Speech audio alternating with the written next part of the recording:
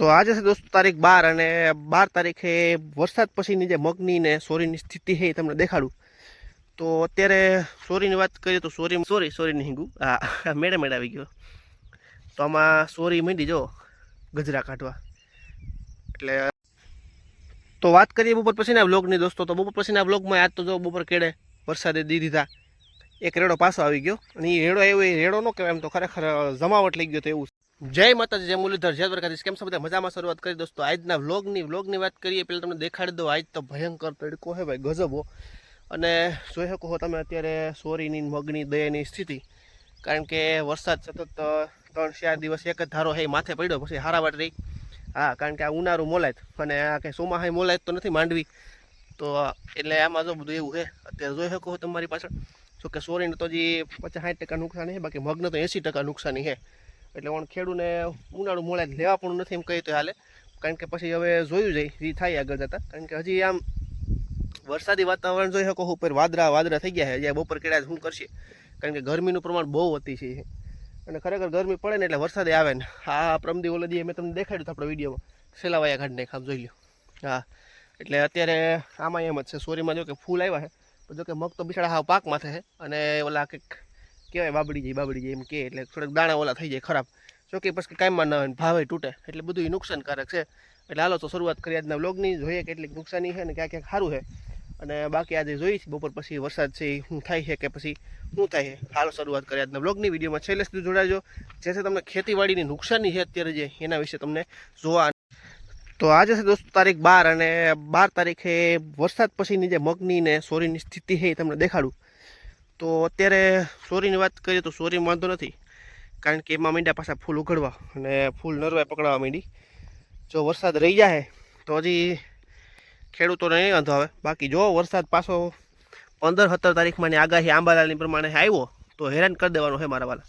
તો અત્યારે તમે જોઈ શકો છો મગની આજે ભાઈ સોરી નહીં ગયું, હા મેડે આવી ગયો. તો આમાં સોરી માંડી જો ગજરા કાઢવા.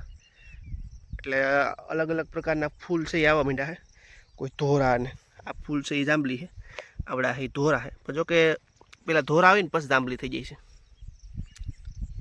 બહુ તડકો. તો ભર ઉનાળે કેળા વસારે બેઠા છે વિશ્રામ કરવા. અને આગળ જો હવે કામકાજની વાત કરીએ તો અટાણે તો બપોર તડકો છે, એટલે બપોર કેળે છે દવા છાંટવાનું. કારણ કે હજી ખેતરમાં હલાય એમ નથી, હાવ પાણી ભર્યા લાગટ જોઈ શકો છો અત્યારે તમે. અને આપણે કેળો ભર્યા પછી છે એ 1 નંબર કેળો થઈ ગયો છે, જામીન ડામર રોડ થઈ ગયો, એવો થઈ ગયો ગજબ.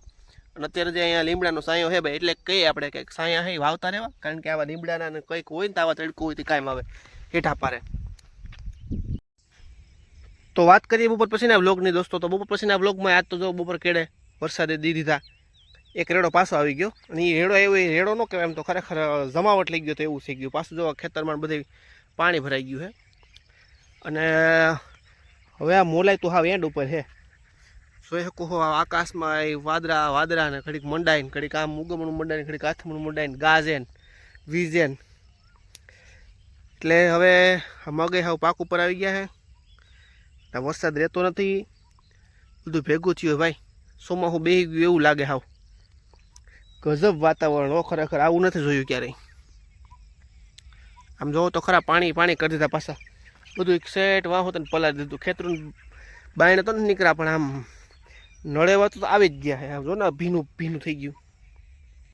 તો ભાઈ આજના બપોર પછીના વરસાદે છે એ પાછા દીધા છે. કારણ કે આમ જોઈ શકો ખેતરુંમાં બધે પાણી કરી દીધા છે. અને વાત એમ જ છે, બધે પાણી. હવે પૂરેપૂરી નુકસાની છે એ થઈ ગઈ છે. જોકે 60-70% લાગતું, 60-70% નુકસાની છે. બાકી વાંધો નહીં, આ 40% જેવું. પણ હવે તો 10% વાળી ઘટતી જાય છે દિવસે. એનું કારણ છે કારણ કે આવડા કાયમ મંડે. આમ તો જો હજી આમ આકાશમાં વાદળા છેડ્યા. હા, એટલે લગભગ 100% પુગાડી દે ફૂલી કે નુકસાની કંઈ લેવા દઉં તો એ બીજું. એટલે એવું છે ભાઈ.